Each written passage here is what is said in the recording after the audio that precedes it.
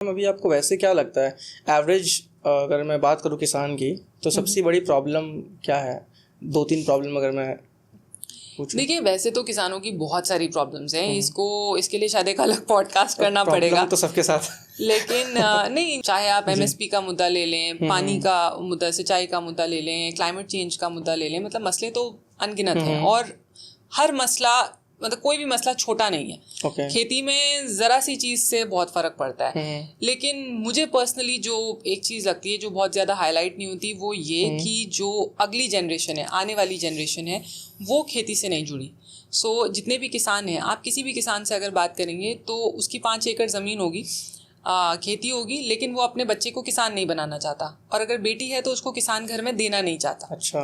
क्योंकि insecurity, income stability नहीं है। और हार्डवर्क बहुत ज़्यादा है, मेहनत बहुत ज़्यादा है। हर किसान को लगता है कि अरे नहीं मैडम, 10,000 रुपये की चपरासी की नौकरी कर लेगा शहर जाके, लेकिन खेत में नहीं लगाऊंगा।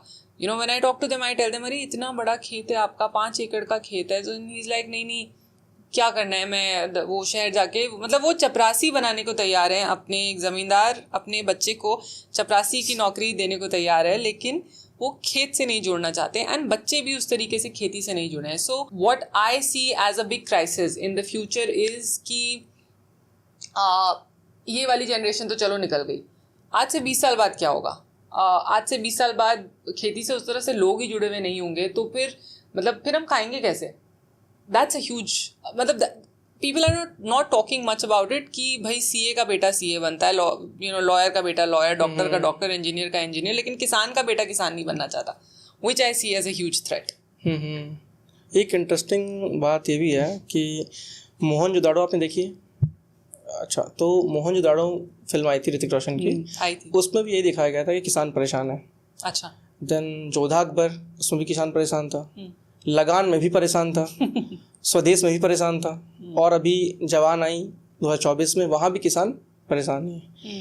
तो ये परेशानी मोहनजोदाड़ो के टाइम से चल रही है, अभी भी चली रही है। तो क्यों ऐसा इवॉल्व क्यों नहीं हो पा रहा है वो सिस्टम? नहीं, ऐसा नहीं है।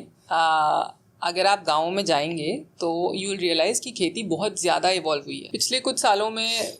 In fact over decades things have changed a lot. Technology गाँवों तक पहुंची है। पहले सोच भी नहीं सकते थे कि ड्रोन से स्प्रे हो पेस्टिसाइड्स का, लेकिन आज बहुत सारे गाँव में ड्रोन से स्प्रे हो रहा है। काम बहुत हुआ है। सरकार की तरफ से भी और किसानों में भी जागरूकता बहुत आई है। So they are very evolved and very very aware. But yes, there is a long way to go. Delhi अभी बहुत दूर है। ये मैं मानती हूँ कि और ऐसा नहीं है कि सारे किसान गरीब हैं। भाई, आप पंजाब के किसानों से मिलिए, ऐसा नहीं है कि हर किसान गरीब है। वो एक छवि बनी हुई है दिमाग में कि किसान है तो दुखी ही होगा। नहीं, ये इनकम स्टेबिलिटी की बात कर रहा हूँ मैं। लेट्स से कि कोई छोटा किसान ही है, जैसे आपने कहा कि किसान अपने बेटे को किसान बनाना नहीं चाहता बिकॉज ऑफ इनकम इंस्टेबिलिटी। तो वही बात है कि नहीं, ऐसा नहीं है। It's not just about income stability. अब जैसे वो एक बड़ा मसला है, आई एग्री। बट जैसे पंजाब के किसान हैं, अब उसमें अगर कोई बहुत रईस किसान भी है तो भी वो अपने बच्चे को यूएस या यूके पढ़ने के लिए भेज देगा, लेकिन वो उसको खेती से नहीं जोड़ेगा। हो सकता है वो अपना सामान एक्सपोर्ट कर रहा हो, बड़ा एक्सपोर्टर हो या जो भी हो, या लेबर लगा के खेतों, he is making good money. But it's also about a mind set कि जैसे आपने कहा ना कि हर फिल्म में किसान को गरीब ही दुखी दिखाया जाता है, पुलिस को करप्ट, नेता को करप्ट, किसान को तो एक स्टीरियोटाइप भी है। मतलब आप थोड़ा सा ग्लोरीफाई भी करने की जरूरत है खेती को। आई फील कि आज की डेट में हमने खेती को बहुत ज़्यादा उसको उतना रिस्पेक्टेबल और इतना ग्लोरीफाइड वे में नहीं दिखाया है। बाकी ऐसा नहीं है। मुझे तो लगता है कि नौकरी से लाख गुना बेहतर है कि अगर आपके पास ज़मीन है तो आप खेती कीजिए। और बहुत सारी नई नई चीज़ें आ गई हैं। आप एक ही जगह पे 3 अलग अलग किस्म की खेती कीजिए, आप एक्सपोर्ट कीजिए।